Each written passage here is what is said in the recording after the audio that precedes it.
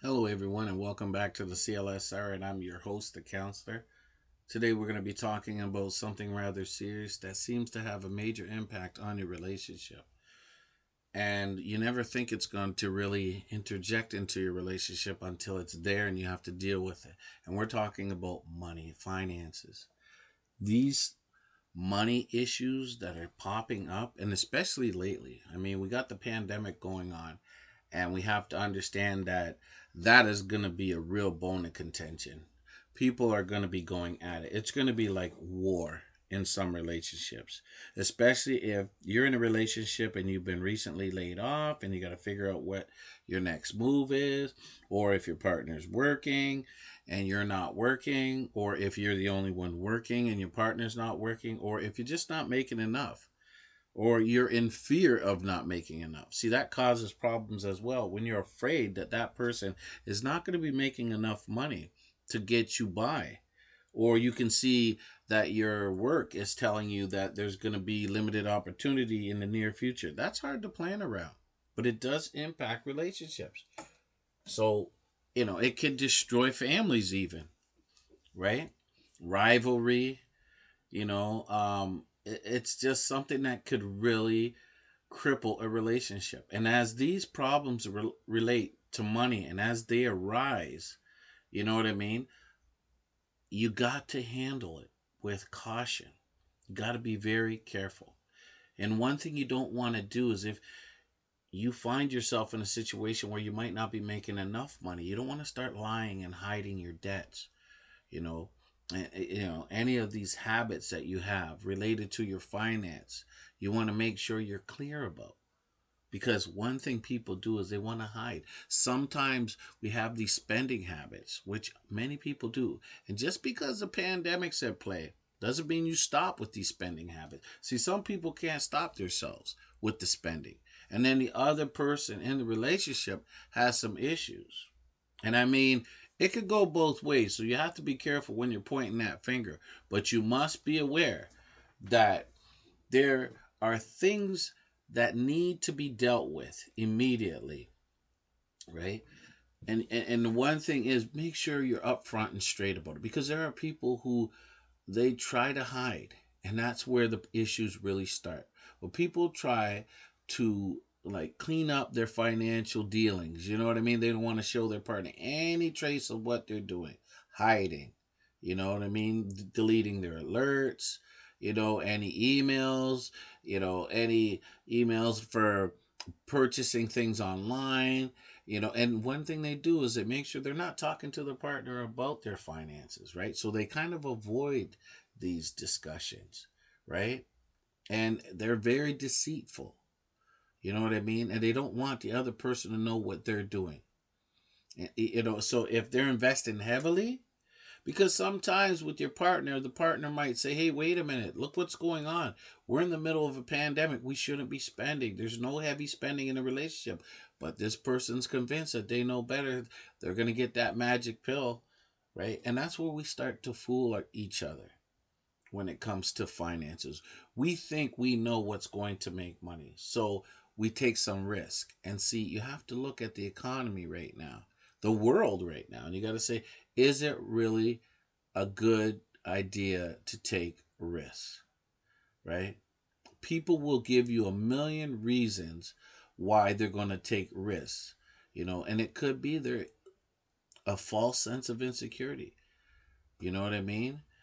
You got to be careful. They might see something coming and they want to avoid it, like unemployment. So they might go, oh, let me try to spend it on this, even to make themselves feel better, right?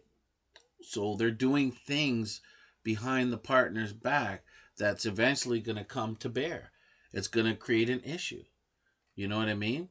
And we have to be aware of what is going on in our relationships, because the one thing that will blow, and I do mean blow, is when you're already stressed enough about the money that you have coming in, and then you come to find out, what, I've got a $5,000 credit card bill, oh my goodness, and then you start losing it.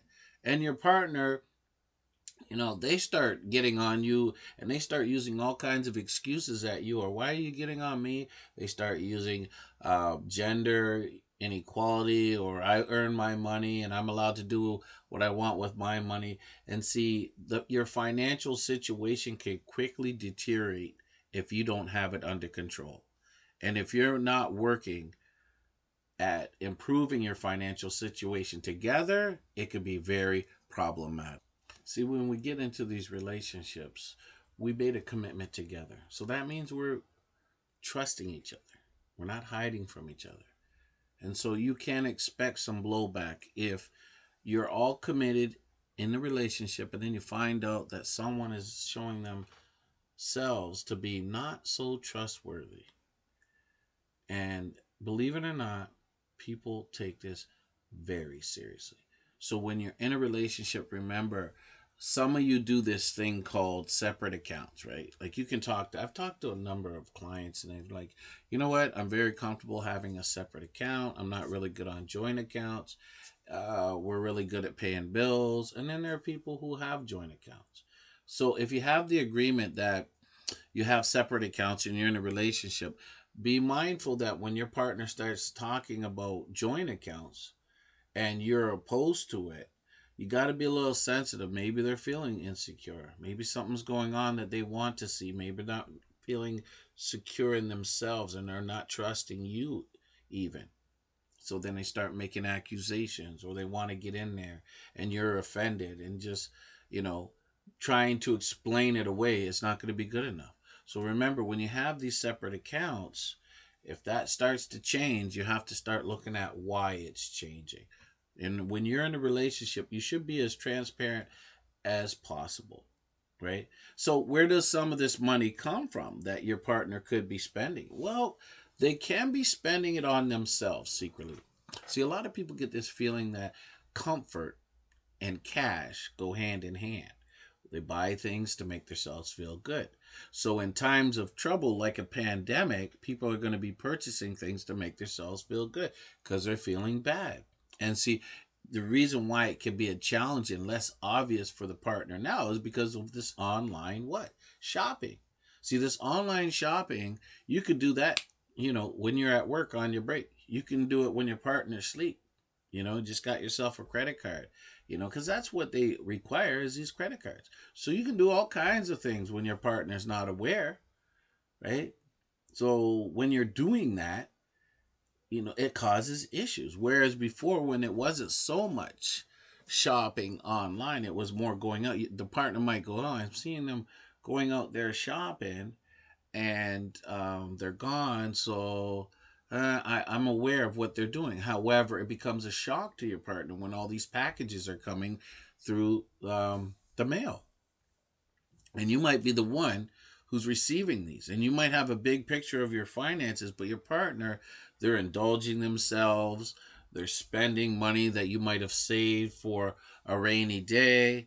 And it's all because they're in the midst of trying to keep themselves balanced, or they're saying that they're going to keep themselves balanced. However, they're kind of nurturing themselves with some pleasure online purchasing. And you have to be careful because it could be detrimental to your relationship. I've seen relationships split apart because there was a big misunderstanding regarding the finances. And there are people who also hide their money, right? See, this is a sign when you start seeing your partner hide their money. You say, well, why are they hiding their money? Or why am I not getting access? Whereas I may have had access before. What are they really doing with it? And you got to be careful. Are they having an affair? Are they spending it on someone else? Right? That destroys relationships. Are they running up bills with your name on them? Doesn't matter, big or small. You have to be mindful that these are times where we have to mind our money. And we have to work with our partners to make sure that they're on the same page. Because the worst thing that could happen is someone who's not on the same page, who's operating under a different system, a different belief. So this financial picture that they have is different from yours. You might be on survival mode. They might be in thrive mode, where they're thriving on those items that make them feel good, but they're spending. And you can see that it's not good at all. and it's going to come to a head. It's just a matter of time. So, how do we know? What are some of the signs that we know that there could be issues relating to money in the relationships? Well, like I said, relationships that, you know, can't explain certain items that are bought. Your partner could be spending it on someone else, right? They could be buying items that you've never seen these items before, and all of a sudden all these different items are showing up or being delivered, and you can't account for them. That could be a partner who's spending it on someone else, making someone else feel good, right? That's a problem. Or hiding your debts. Make sure that they're not hiding your debts. How are you? This is going to take some work. How are you going to do it? Right? Friends, family, relationships, hiding debt is very common. Money, credit. Sure, we don't want the person to know what we're doing. And we feel the first thing we're going to do is when somebody calls us out about it, hey, what's going on here? We can't really afford this. This is getting a little bit too much. We have to kind of watch it right now. The person's going to become defensive. They're going to say, don't try to control me. I do what I want to do. I have my own money, or this is what I want to do. I feel that you're controlling. And they will get their backs up, and you will argue if you are not aware of this trap. If you're not aware that what they're doing, and you don't look beyond the initial facade, and you understand what's really going on, you will fall for it, and you'll be engaged in arguments, confrontations, and total disagreements, and it'll become very heated. The debate will become very heated, and it can be destructive. Now, what you're going to find too, especially during the pandemic, is, and it always happens, is you have someone, and if you're in a relationship and you have a partner who's giving money to family. See, during COVID-19, that's a great excuse. Now, I'm not against people giving people in the family money. Now, I know of a lot of colleagues of mine and clients who have family abroad, and this is one of the hardest times for them. It really is. It's a very challenging time, less fortunate in other countries. And you have to be aware that they're going to be asking for more. They are. They're going to be saying, we don't have any money. The resources are a lot less. Well, this could cause a problem in your relationship because you have to still say, look, that's fine. Giving money to family, but we might not be able to, handle that. But they have a commitment. They've had this commitment for years. It's a cultural thing. They do it. They support their family. And without their support, the family is going to go down the tubes. Well, this is a time and that's never ever appeared in history before on this level, right? Aside from the Depression. However, this pandemic is really putting all of us to the test. So when you do have to address a partner who's given money to other family members, you have to be very sensitive because they're going to get their backs up. It's not even really going to be about you anymore, you and them in the relationship. It's really not. They're going to be agitated because remember, you could say to them, listen, you know what? We're going to stop that now. And that right there is going to be a red flag for them because they're going to go, what? You're not helping me? You're letting my family go down, or this person really needs the money, or they're sick. I have to give it to them. And if you say, oh, I can't, there's just a limit that we have to have. That could end a relationship because that person's like, there's no way. You're talking about something I've just subscribed to. It's my whole life. It's what I do.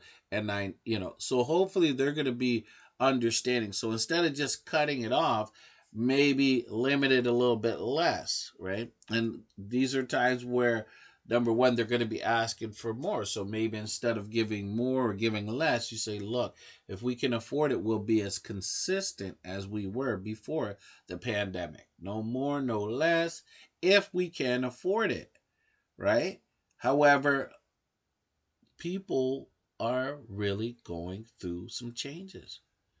There are people who are worried about where they're going to lay their head the following day. Evictions are up. Rents are down because people are working from home. They're not commuting to the city. So a lot of the rentals in the inner cities, right? The prices are going down because people are also working less. People are not going into work in some cases. So they're like, it's my life over this job. And if they're feeling fear because COVID is real, they might go, look, I got this CERB. I'm not going to go back to work now because I have CERB money, right? This government support money. I'm not going to go into that minimum wage job that could be in the public eye and put me at risk. I'm going to stay home for now as long as I'm getting my CERB. And the government knows this. But how does this impact the relationship? Well, you could have a partner who's going to work and going, well, look, you're no different than I am. Just because you're afraid of COVID doesn't mean I'm afraid of COVID too, but I have to go to work. So what gets you into the mind that you are better than me, that you don't have to put yourself at risk? We both have to work. Well, I'm not doing it. I'm not going to work. I'm going to protect myself. I don't have to. Well, if you're going, that's you. You don't have to either. Well, that person's going to immediately in their mind, they're going to go, something's wrong. It's not right. Not doesn't add up, and not having it. And that could cause some serious conflict, opposition in a relationship to cooperate. So remember, there's different ways. But giving money to family members dealing with the workplace or people who are not going to work, that impacts everything. And it's not going to be easy to tell your family no, even if you can afford it. And you have to tell family no. So you might have to work with your partner for sure and say, they're going to be very upset. So, and I can't do it alone. So we're going to have to work it out together. So you might have to partner up and let the family know, look, we are going through something serious ourselves. And we have to let you know that undoubtedly we have no money that we can give up right now. No possible way. And I know you need it. However, we cannot do it. And we might pick it up in the near future. But right now, we don't have it. So your partner might need some support telling some family and vice versa. It has to be a unified front. Can't be one you telling your partner, go tell your family no that there's nothing in the bucket.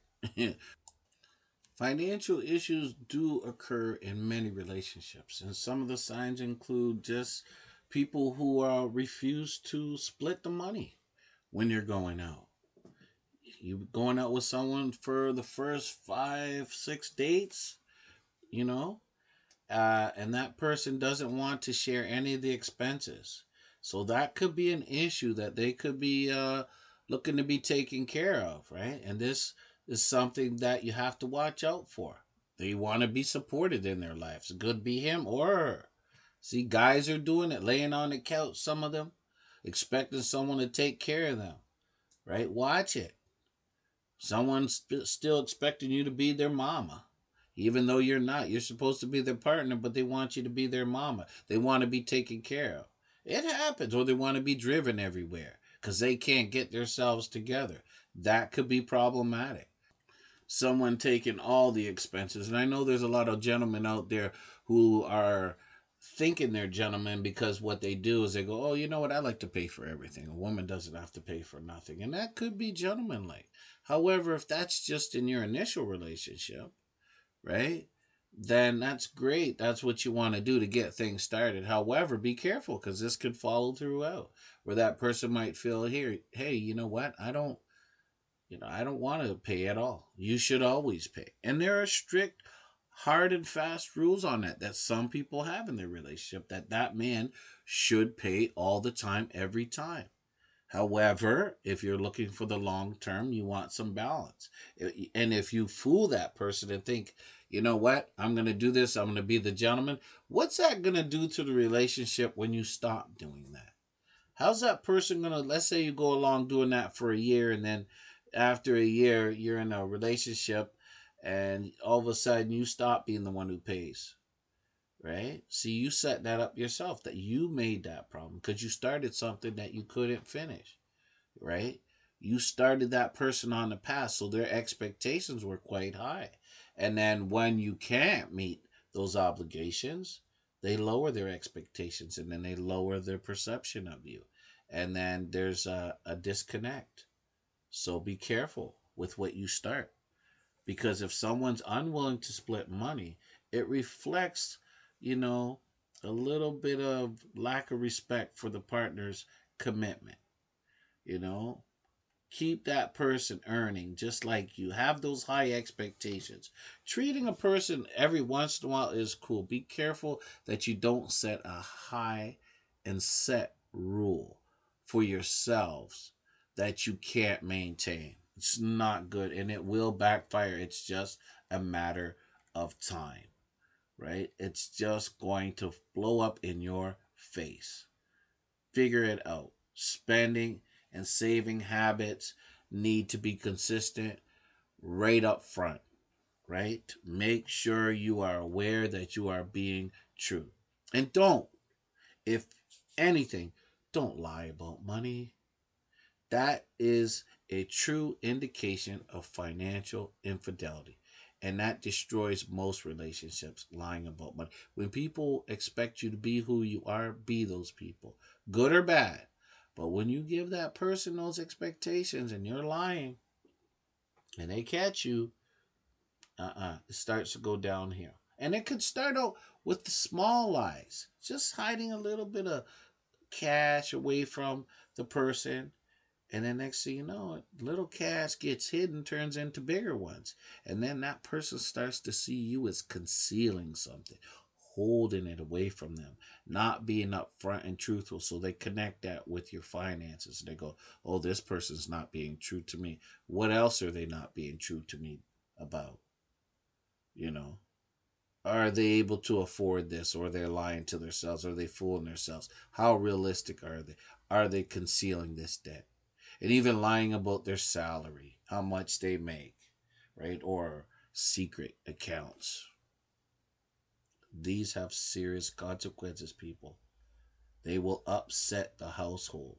They will impact negatively on your budget. So keep this in mind. And when you lie continuously, it springs doubt, insecurity, rebellion. Then it gets into the controlling behavior because that person feels that you're questioning them. So they go into being over aggressive because they feel they could shut you down. So when you're questioning them, they get upset, right? And they feel that, you know what, if I'm aggressive on that person, I can control them and they're not going to ask me, and I'm the man, and you're not going to tell me what to do with my money. If I make the money, leave me alone. You're going to listen to me and do what I say, or what else you want to say is not going to be heard from that moment on. Stop questioning me about money. And right there, you've just changed the game, man or woman. Because men sometimes have to question women just like women, all genders, not just men, women, trans, everybody has issues when it comes to money when they start doing all that lying. It's the first indication that something's going wrong when you start lying about money, because it tells you, it relates to trust. It tells that partner that they can't trust you. You're not trustworthy. And that if it's in that area, it's going to expand to other areas, right? So don't start that. Be straight up. You are what you are. If you don't have it, you don't have it.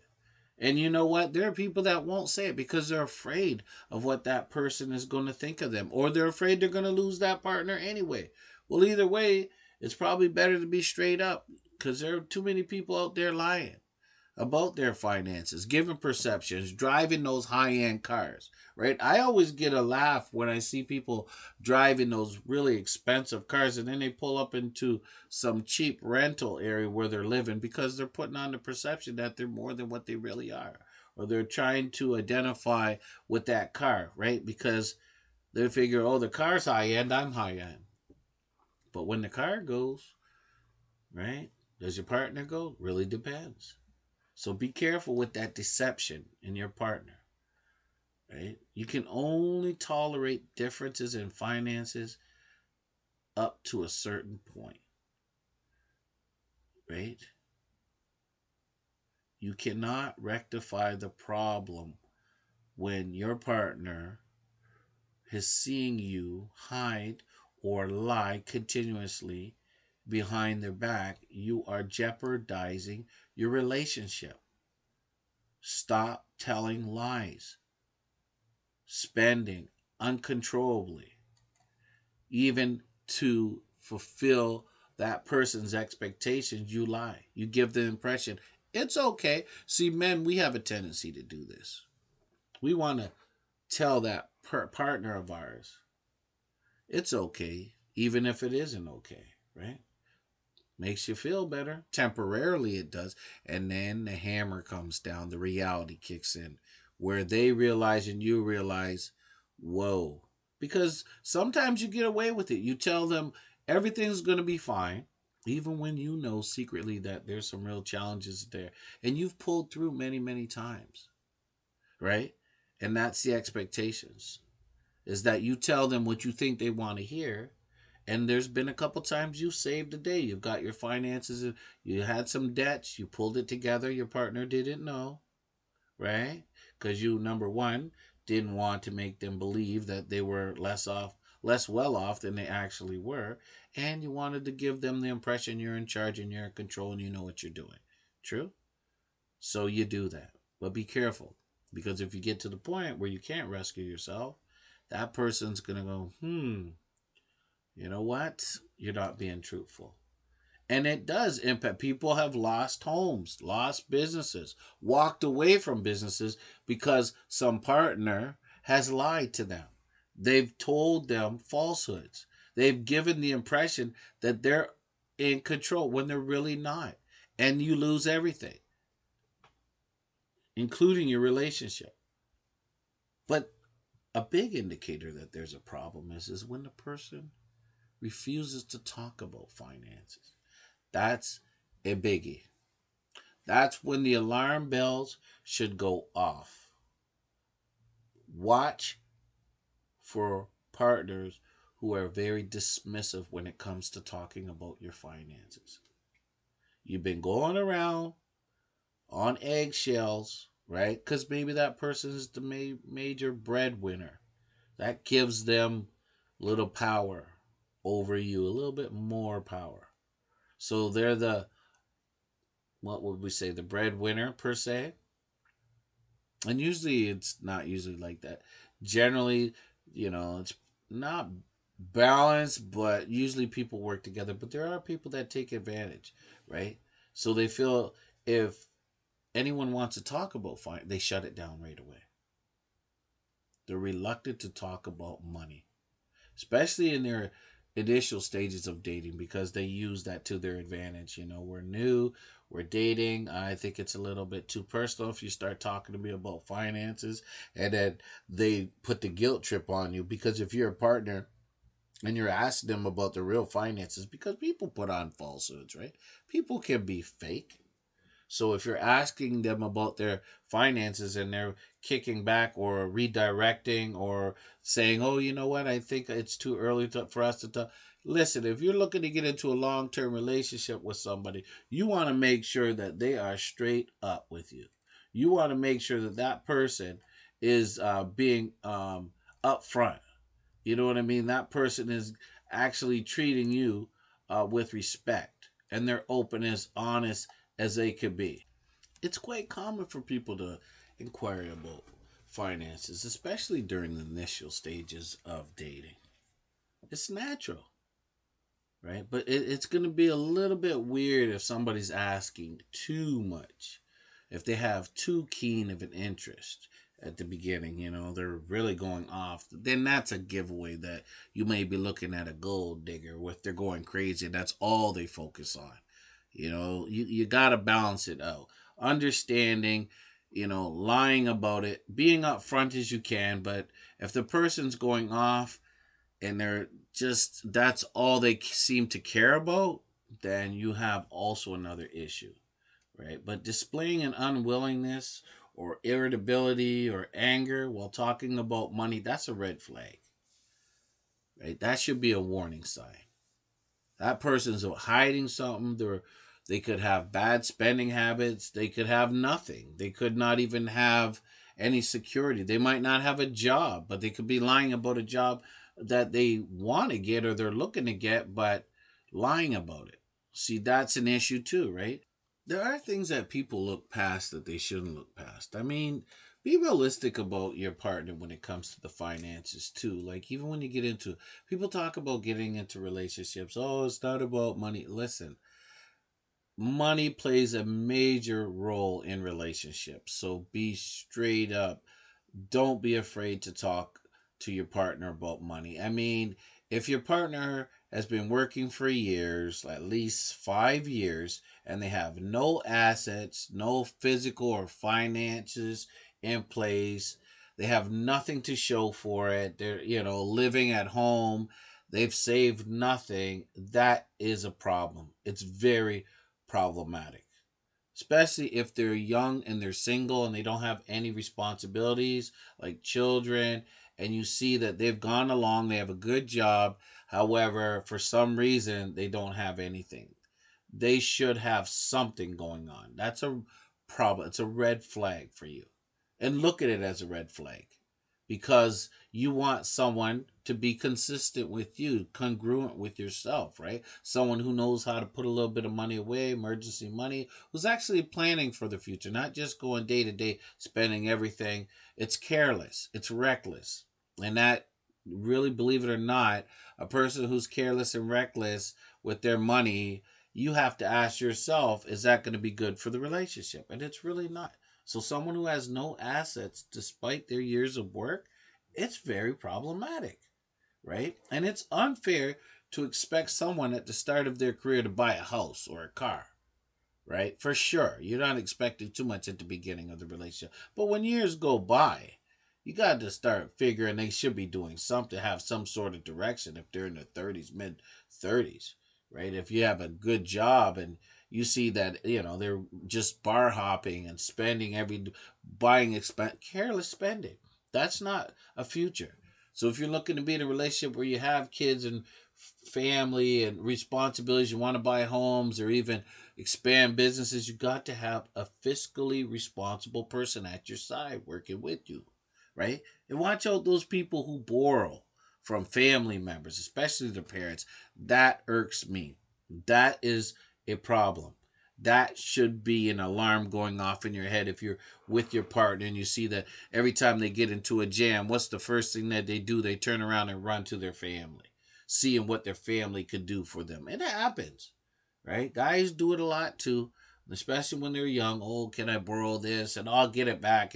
But it's not the fact that they don't pay the money back. They'll borrow the money and pay their parents back. But if that becomes a big pattern of behavior, I mean, in certain cultures, that's the norm where they borrow for their family. Maybe they're trying to save interest from the bank. It's a very big cultural norm where you get into this habit of borrowing from family members because they're trying to eliminate interest from institutions. However, the problem comes is when they go to family members and there's behaviors or attitudes, or if they don't pay back the money, and then it becomes a rift in the family. So be careful with people that you hook up with that tend to borrow from family, because then if they're doing it too often, it can be very unnerving for you when you feel you're going to family's house and you owe them money, right? Like that, how's that going to make you feel if they, instead of having casual conversations, arguments erupt because your partner hasn't paid them back, they've made promises and commitments, and you're caught up in it because you have your partner with you, and this is something that they've done for years, and it becomes a part of their lifestyle. And next thing you know, the family's at odds. See, there are so many reasons why families can be at odds. But that right there could be a big one if you're not keeping up. And if you even are keeping up, and that family member feels that what? They have some power over you. They've lent you money, and yes, you pay it back, but they get to say certain things. See, as soon as we get a little power in us, we get to make these comments, right? You get a little power, and sometimes it shows on people's faces that, you know what, they're doing for you, even at your age. They're still taking care of you. Yeah, you're coming to me. So sometimes going to those institutions may be better so you both can take some accountability. Because what if you don't pay it back or you can't pay it back, right? War could start in the family. So you don't really want to be a part of that. You want to eliminate that in the relationship if you can. I know a lot of people do it and it's worked out. However, it can interrupt the relationship. It can negatively interrupt that relationship where you both are caught in this trap and you're getting money from the family or even the parents borrowing from the parents, and sometimes if you're borrowing from your parents and you're not holding down your end, parents will say their piece too on you. Like they will say, we're tired of sponsoring you. And then you don't know how to cope without them. And then next thing you know, your relationship with your family becomes strained, your parents. So be careful what you're doing when it comes to borrowing money. I strongly recommend, yes, borrowing if you absolutely need to, but try to keep it as professional as possible. You might save a little bit of interest by going to family, but you save a lot of headache if you go to an institution because they're going to actually tell you what you really can afford. Right? They're going to give you they'll break it down. Look, you got that. Family's not going to do that. Family's going to go, oh, you borrow all the time. Here, I'll lend it to you. You paid it back last time, right? They're not going to explain why they're saying no or anything around that. They're not going to give you a breakdown of your realistic, affordable spending habits, right? They're not going to look at what you make, what you owe on your credit card. Family doesn't have that insight and they're not giving it. They don't really care about that. They just want their money back. However, institutions will do that. They'll say, well, realistically, you have to look. You're making this amount and you're spending this amount. And if we loan you, this is what the commitment is going to be. You're clear, right? And then you might even step back and go, I don't want to get into that type of debt. Oh, this is what's going to cost me if I start borrowing. So it's a trade off. Family or the banks or financial institutions. I strongly recommend you stay away from family if you can. You save a little interest, but you save your mental stability when you go to institutions. You're paying what you can, and then they'll work something out, rework it. Try reworking it for family if you haven't paid your family in a long time and then you need more, right? Then that's when things get out of shape. That's when attitudes start to flare. When they're like, what? I've given you a certain amount of money, and now you're asking for more? And then your partner's with you and it's embarrassing, it's degrading, and then they start spreading rumors in the family about you. It becomes messy. Try to avoid this at all costs, right?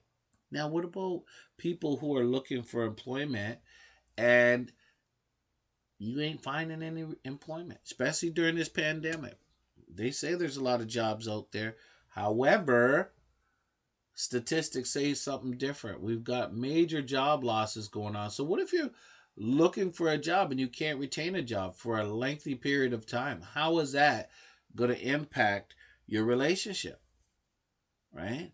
And some people, their pride, they won't take a basic job. They're like, I'm qualified, I'm university educated. So instead of taking that job that's going to pay some certain bills right away, they got their pride. So they're like, no, I'm educated. I have this educated. I've spent thousands of dollars. I got all these bills to pay. I'm not taking a basic job. You might have to take what you can take until you can get what you need to get. However, ego gets in the way. You don't take any sort of job and you're sitting around. What's that going to do to the relationship? Partner's going to look at you and say, you're not trying hard enough. You got to get busy. You got to take care of some business. I'm not going to do this on my own. I just can't do it.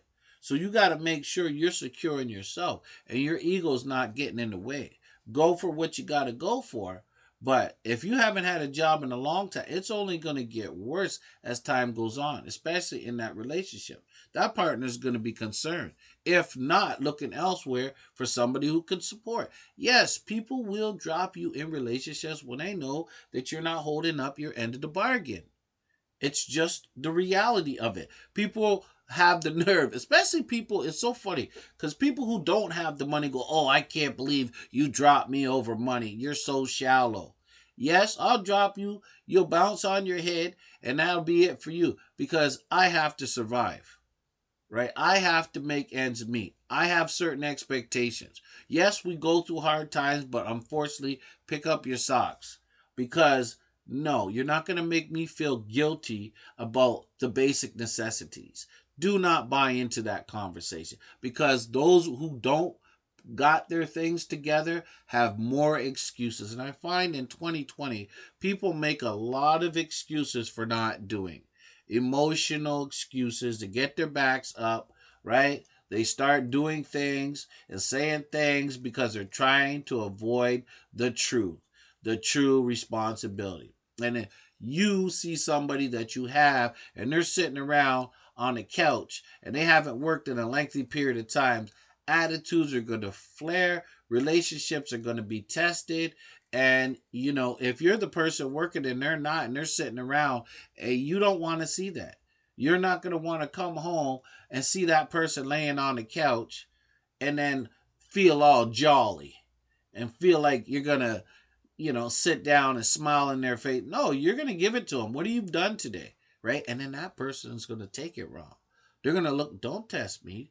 Don't talk to me that way. Right? They're going to be very defensive. It's not my fault. If I could get a job, I would. No, and you're going to be pushing back. There is a job. Get any job that you can. Right? Highs and lows, people. Highs and lows. We go through the highs and the lows. How we handle those highs and lows is critical to our relationship. So, unable to retain a job is one thing. But if it extends to a lengthy period of time, look out. That relationship is going to be in peril. It really can be disastrous. So don't sit around. All right. One thing that gets your back up more than anything is if you are having problems with some employment or you're just barely holding on and that person's getting flashy, right? They're buying all kinds of unnecessary things. And then as soon as you say something, they're throwing comments. They're getting expensive gifts for themselves because they're working. You're not working, but they're like, wait a minute, right? And it happens in relationship, even with men and women, right? Like a woman always see, this is the thing. Women love, and I can't say all women, I don't like the cat, they love their things. And us men, we know that. Men love their things too, but women love their things, and we know they love their things. They like to buy certain things. I didn't say just expect, they just love their things. And we have to understand that they love their things. However, we have to be careful when it gets out of control, and we have to address it. Especially, right? Knowing that they're going to get their backs up when they like their things and they're women are three quarters of the household spending. They spend three quarters of the finances in a household, and they are fiscally responsible. Period. However, if you're with a young person and they got their taste and they usually spend on themselves and they have made their own money, and then all of a sudden you come along, you're in a relationship with them, they're still having those spending patterns, right? They spend, you might have to have a sit down and talk with them.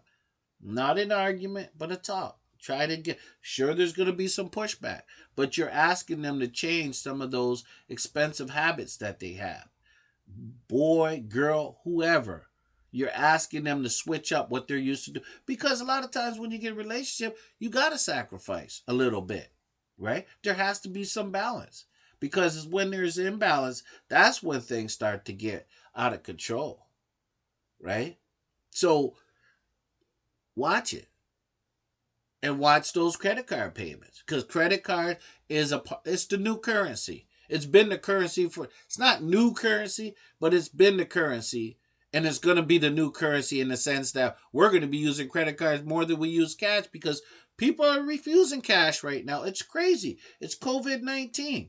I was talking with a colleague the other day, and somebody told me they're not taking my Canadian currency. They're like, I don't want your money.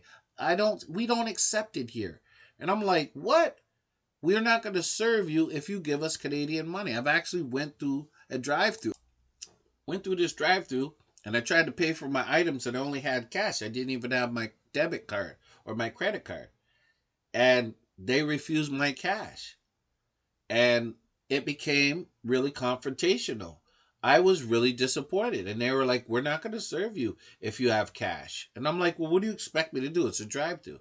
And they're like, too bad. You got to come with something. I'm like, no, forget that. So there was some words exchanged. However, I collected myself and, I borrowed it from my friend. And I thought, wow, times are really changing. But see, the danger with credit cards is it's debt.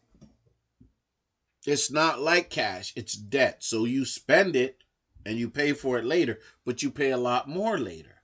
And see, if you get into the habit where you're using a credit card a lot more than you ever, it's like maybe people might use the credit card maybe 40% of the time. Now, I think it's the reverse. It's 60-40 as opposed to 40-60. They're using it 60 to 70% more than they ever did because a lot of people aren't taking cash and it's easier, it's quicker, less contact.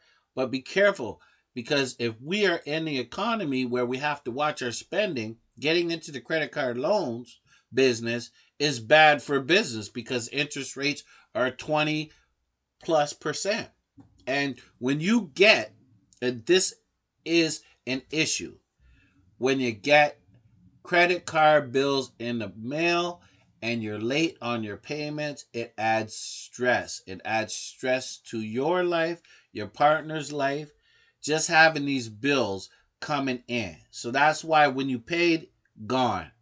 Next, that thought's gone. So now when you have credit cards, oh my goodness, I'm spending it. I'm not even really tracking it the way I should.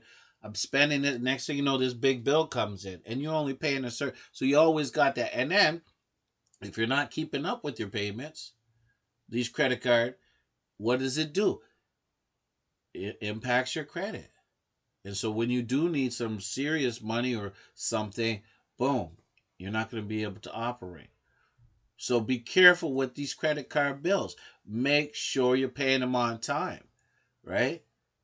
Prioritize, right? Because if you're not making your payments, then that could be perceived as someone who's not responsible and rather disorganized in a relationship. And it has nothing to do with affordability. You are just letting it lag to the point where it becomes problematic, right? And the partner starts to feel unstable because it becomes overwhelming. The bills are piling up. You finances are in trouble. You are not seeing eye to eye. And next thing you know, you're stressing and you're arguing about money. So be careful, right? And make sure that that person that's in your life, right, is not being manipulative. They're not dictating your financial behavior. And I don't mean telling you, oh, not to spend it. Like talking to you about proper spending habits is one thing, but dictating is can't do this, you can't do that, you can't do that. But trying to get the person to see, listen, let's balance it out. Look, this is what we got money for. This is what we don't have money for. Let's look at this. And trying to have some open dialogue about it. But not being the control freak all the way around. Like, no, some people get too upset when you try to talk to them about money. And that's a problem because they don't want to be seen as spending or overspending, right? That's not good enough. You have to be able to approach your partner about some of the spending habits and you have to be able to talk about it, right? Watch out for this pandemic as well because one thing people are doing is because the financial picture is looking bleak, they think the only way to make money is investing in stocks. And you have to be careful when it comes to investing. Do not, and I repeat, this is something that has to be adhered to. Do not follow investing tips blindly. Do not invest in things you have no idea about just because you heard it through the grapevine that this is a good stock to invest in. Do not do it.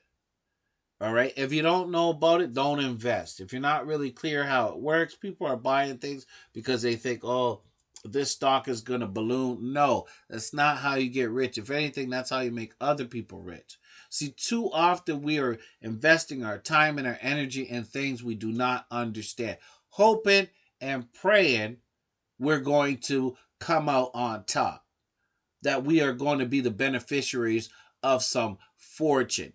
Not true. Hoping and praying only does so much, but it does not guarantee anything related to wealth. So make sure you're not following ill advice on investing.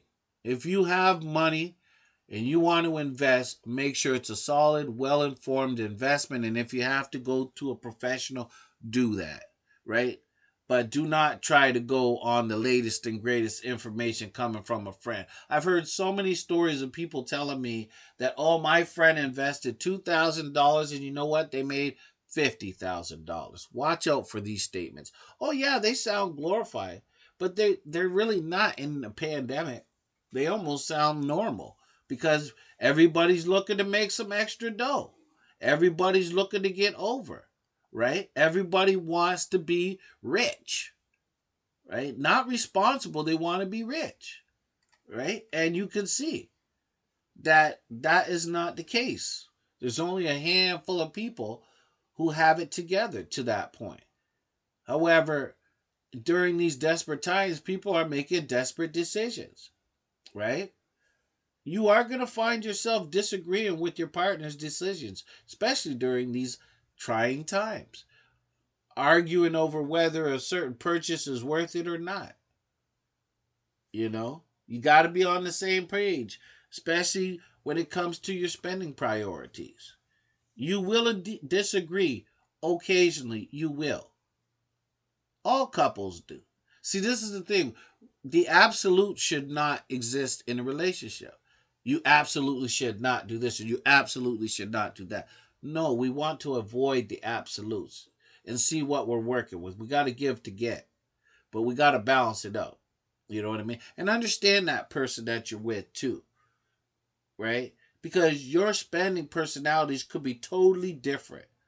Her being overzealous and into this maybe manicure, pedicure, all these things, you know, that could be a regular, but maybe it has to chill out. I don't know, the shopping, whatever. Him buying cars and running around in bars, that has to change as well. Make sure, you know, your spending personalities align more and you have some goal. And the way you do that is you outline some goals, set some expectations. Make sure you're working towards the same goal. What's our goal? We're up here trying to be rich, but what should we really be working on? Right? Are we actually working toward? That's the best way to get aligned with your personalities when it comes to spending, is to outline a specific goal and work towards achieving that. And then instead of getting on the person and go, this is what you're doing, and this, say, listen, we've agreed to this. We've agreed to go in this direction to work on this goal. Let's see what's working and what's not helping us achieve that goal. That's a much more productive conversation, right? That is going to help you tremendously as opposed to pointing the finger. See, here's where we come to a few questions that we need to ask ourselves, or you need to be asking yourselves. When it comes to the finances, who's holding the purse? Who's holding the money? Who's trying to control things? Is there someone in control? And if they're in control, are they managing the money properly? Do you have some set goals in mind? And are you working towards those goals?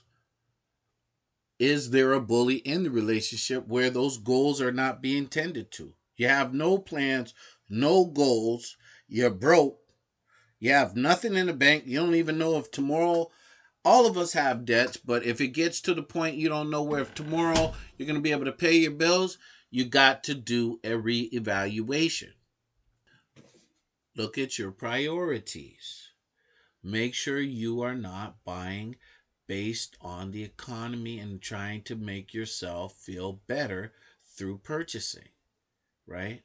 Make sure that you are not overwhelmed when it comes to your finances. Limit some of these stressors, like credit cards. Eliminate them, cut them off right now if you can. If you can live without them. A lot of us got to the point where we can't even live without credit cards. It's sad. It's true. We depend on them so much that it's like our backup plan that used to exist is now just existed. This is what we do. This is just a part of our reality. So are you making that a reality where your credit cards are out of control and you can't stop using them? Cut them off. If you don't have any debts with the credit card or you have limited debts, get rid of them. They're just going to cause more problems. Trust me. They are designed to bring us down. They really are. And are you a person that seeing or observing your partner spend and you got this quiet resentment going on? You don't like them for what they're doing, but you're too afraid to say anything because you're going to be accused of this or that. Well, you can only sit in the background so long until you get pulled into the forefront, right? So sitting back with some quiet resentment, it's not going to help resolve the issues. So make sure you're speaking up front. I'm sorry, you're going to have to, especially if you're in it together. You can't let anyone go off to where you know or you feel that it's going to be destructive. You're going to have to go with the flow. You're going to have to be able to be upfront and honest and say, look, this is what I'm seeing. Let's talk about it. And it's not going to be easy in many situations, as we spoke about. But just make sure you're not lying. And I don't mean lying to that person, I mean lying to yourself. Are you lying to yourself? Are you trying to tell yourself that things are going to be okay when they're not going to be okay? Stop it. There's too many of us doing that. Oh, babe, I got this thing that I'm going to buy. I saw these wireless speakers, they're on sale 40% off. Meanwhile, you got 8 speakers in the house. You're sitting up there trying to get 2 more that you really don't need. You just saw a deal. That is a game, man. That's a game. That's a marketing game. That's a machine that's operating on us, right? We're buying things. We see it on and say, oh, that's such a good price. What do? We grab it. We don't really need it. See, the problem is, and we're going to do a podcast on this, wants versus needs, right? Wants versus needs. Do you even know the difference? Well, I'll tell you right now, in 2020, you better figure out and find out what the difference is. Because if you don't figure out wants versus needs, you're in trouble. Because this is a time in society where we have to know clearly the difference between wants and needs, right? For sure. It has to be outlined. So don't go around lying to yourself, telling you can do something you really can't. And don't lie to that partner saying, hey, oh, baby. No, we all trying to please people. But don't please them with lies. Don't lie to them. Give it to them straight. It's going to hurt in the short term. But the long term, there might not be no long term in that relationship if you're lying. And what about the spying? How many of you have to look over your partner's shoulders to see what they're doing with their finances? Because they have separate accounts. And if they do have a separate account, like let's say you're trying to be a partner, an equal partner. You have your finances together and they got their finance. They got their separate accounts. They got their separate credit cards. They're doing their spending. Well, this is a time right now where you can say, listen, I know we got these separate accounts. I know you're doing your spending, but if we're going to be responsible together, I think we need to come clean. We need to be open. So I know you got these little separate accounts. Maybe I want to join so that we can monitor both of our spending. Sorry, that's just the way it is. Because if you're signing your name on a mortgage, on a car, and it's co-signed with your partner, I don't know what you're telling yourself, but you better tell yourself something right now. You better tell yourself as soon as the bank comes for that or the loan company comes from that, they're getting that car and they're getting that interest. And if they take you to court, they're taking you and your partner to court. and you're both going to be paying. So this is no time to play spy where you got to look over the shoulder. You got to be straight up. Because if you have to be a spy looking at receipts, checking garbage cans, going through pockets to see what your partner is spending, what they're putting on the line, no, you don't want to do that. If you have to do it, it's going to impact your relationship. Because the last thing we need when we're on the down low, we're not being our, feeling our best. And we know that there's some struggles out there, and we know there's some challenges in certain areas that we have to be cautious and careful. The last thing we need is surprises. We don't need no surprises. We got enough problems. We all have bills coming in the mail. The question is, what are they? How much are they? Right? And who can deal with them? A lot of us are carrying debt. They say in the Canadian household, we have more debt for this country than any country. Like, we have to be number 2 in the world when it comes to debt. We only got like 35 million people in this whole country, 35, 37 million people, but we're holding a debt of 100 million people compared to other countries. See, if you come to Canada, the one thing you're going to see, and we all shun or look down on, is you're going to see all these new cars. You'll be lucky if you see a car with rust on it. And when you see a car with a little bit of rust on it, right? Mind you, this is Canada. So if you see a car with rust on it, that person's, they're just the average person getting by. They understand the basics for a car. They're not really A to B type situation. But 90% of people are riding around with these new cars, shiny and new, right? They're just it's all debt. They're putting their life on the line because they're not being fiscally responsible. That's the thing in Canada. We'll go up and up because you know what? They'll keep lending it to us. That's why we're in this crazy mess. Before the pandemic came along, we were in a crazy mess. The economy was ready to slow. It really was. People will give you the wrong impression, especially looking at the stock market. They don't have any real statistics. You want to know what's really going on? Go to Statistics Canada. Go to the statistics organization in your country to see what's really going on. Listen to those financial channels that'll tell you job loss, what's really going on. That is an indication of what's going on with the economy. You'll never really get the truth half the time. You got to look for it because they're lying in society, giving us the impression, oh, we're one of the best countries to live in the world. That's what they tell us. But it really depends where you go in this country, what neighborhood you go into, right? It's nice to say we're the best. Who's we? I don't know where some of these people get these statistics. Like, ask yourself, when was the last time you filled out any statistic or survey for any organization to tell them how you're doing, the condition of your life? Rarely ever, if any. So I don't know who these people are taking these statistics, telling us what our situation is. What I can tell you is we carry a lot of debt, and it causes a lot of problems in relationships when we don't have it under control, right? Our finances, period. But we carry a lot of debt. We buy things that we can't afford because we're allowed to. Banks love to have us in debt. Credit cards love to have us in debt. 25% a month? What? I'm not making a 25% increase in my salary.